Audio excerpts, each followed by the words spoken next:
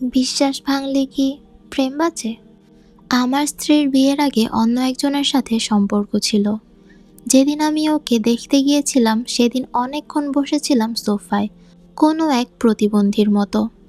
সবাই যখন এই কথা সেই কথা নিয়ে হাসাহাসিতে ব্যস্ত, আমি তখন অপেক্ষা করছিলাম যে নিয়ে আসবে কখন। 30 মিনিট পর ও সবার সামনে এসে সালাম দিয়ে ঠিক আমার সামনাসামনি বসে। যেই আমি ওর আসার জন্য অপেক্ষা করছিলাম সেই আমি মুহূর্তের মধ্যে অস্বস্তি বোধ করছিলাম। বিষয়টা অস্বস্তি নাও বলা যেতে পারে। কেন যেন সমস্ত নার্ভাস আমাকে আচ্ছন্ন করে নিয়েছে। সবাই যখন ওকে টুকটাক কিছু জিজ্ঞাসা করতে লাগলো, আমি তখন আর চোখে ওকে বারবার দেখছিলাম। খানিক বাদে আমার মামা কৌশলে আমাদের দুজনকে কথা বলার জন্য ব্যবস্থা করে দেয়। ছাদে এসে দুজনে কিছুক্ষণ নীরবতা পালন করলাম। আমি কি বলে ওর সাথে কথা বলবো বুঝতে পারছিলাম না। সে মাথায় ঘুমটা দিয়ে জড়সড় চুপ করে দাঁড়িয়ে আছে। আমি ইতস্তত হয়ে তাকে সালাম দিয়ে জিজ্ঞাসা করলাম, আপনার নাম কি? সে আমার দিকে একটু তাকায়। এই তাকানোর মধ্যে একটা অর্থ বোঝা যাচ্ছিল। সেটা হলো ঢং ধরেন। নাম তো ঠিকই জানেন। সে আস্তে আস্তে করে জানায় জেনিয়া। আমি বললাম, নামটা সুন্দর, আপনার মতো। সে চুপ করে তাকিয়ে থাকে। এরপর চারপাশটায় আবার নীরবতা ভর করে। কিন্তু এই নীরবতা আমাকে বেশিক্ষণ পর্যন্ত গ্রাস করতে পারেনি। আবার ইতস্তত হয়ে বললাম, আমার নাম জিজ্ঞাসা করবেন না? তারপর সে ইতস্তত হয়ে বলল, আমি জানি আপনার নাম জাহেদ। আমি একটা মৃদু হাসি দিলাম। বিকেলবেলার রোদের ছায়াটা আস্তে আস্তে করে হারিয়ে যাচ্ছিল আর আকাশের মেঘগুলো আমাদের মাথার উপর দিয়ে বয়ে যাচ্ছিল। এই ছায়া আর আকাশের মেঘের সংমিশ্রণে পড়ন্ত বিকেলের উন্মুক্ত করা সৌন্দর্যের প্রফুল্লতার আভা আমি দেখতে পেয়েছিলাম। আমি ভাবছিলাম ওকে আর কি বলা যায়। যেই আমি বলতে যাব পাত্র হিসেবে আমাকে আপনার কেমন লেগেছে জানতে পারি, কিন্তু এই কথা বলার আগেই জেনিয়া গম্ভীর হয়ে আমাকে বলল, আপনাকে কিছু বলতে চাই। আমি মাথা দিয়ে হ্যাঁ সূচক সম্মতি দিয়ে বললাম, বলুন। সে আরও একটু সময় নিল। তারপর আমার দিকে তাকিয়ে বলল, আমি বুঝতে পারছি না আপনাকে কথাটা কিভাবে বলবো, বা আমার বলা উচিত কিনা। আসলে আমার একজনের সাথে রিলেশন আছে। ওর মুখে এমন কথা শুনে আমি কিছুক্ষণ চুপ হয়ে গিয়েছিলাম। তবে বিষয়টা আমি মারাত্মকভাবে নেইনি, কারণ এই সময়টায় এসব বিষয় হরহামেশা হয়। আমি বললাম, পরিবারকে জানাননি কেন?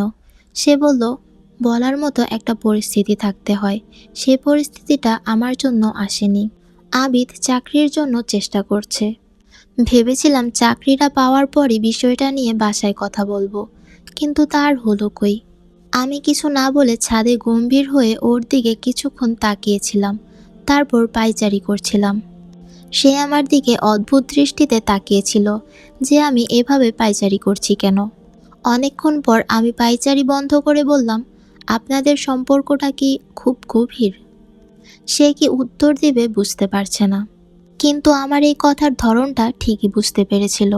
তারপর সে খুব স্বাভাবিকভাবেই জানালো, আপনি যেমনটা ভাবছেন তেমন কোনো সম্পর্কই হয়নি। সম্পর্কটা শুধু ভালোবাসার মধ্যেই সীমাবদ্ধ। এই প্রান্ত থেকে অপর প্রান্তের মানুষটাকে মিস করার মতো শত শত অনুভূতিটা হচ্ছে আমাদের সম্পর্ক। আমি একটু মাথা চুলকিয়ে বললাম, ঠিক আছে, আপনাকে আমি সাহায্য করতে পারি। সে আমার সাহায্যের কথা শুনে ভ্যাবাচ্যাকা খেয়ে বলল, কী রকম?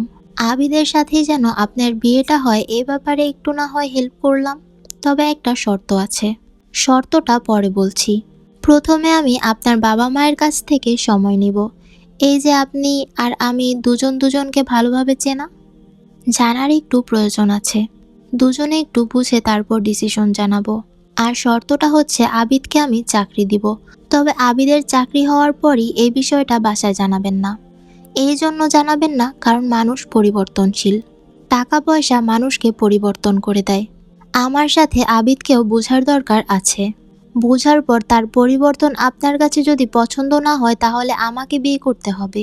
রাজি? এটাই শর্ত।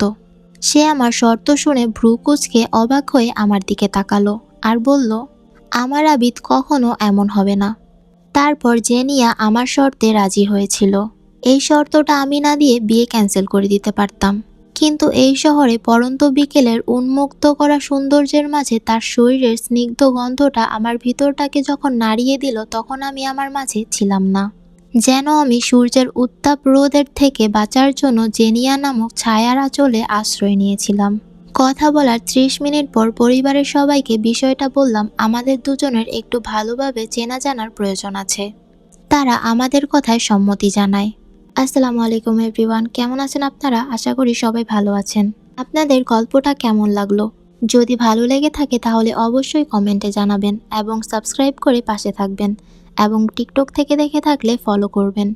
দেখা হচ্ছে এই গল্পের পরবর্তী পর্বে। ততদিন পর্যন্ত সুস্থ থাকুন, ভালো থাকুন এবং পাশেই থাকুন। আল্লাহ হাফেজ।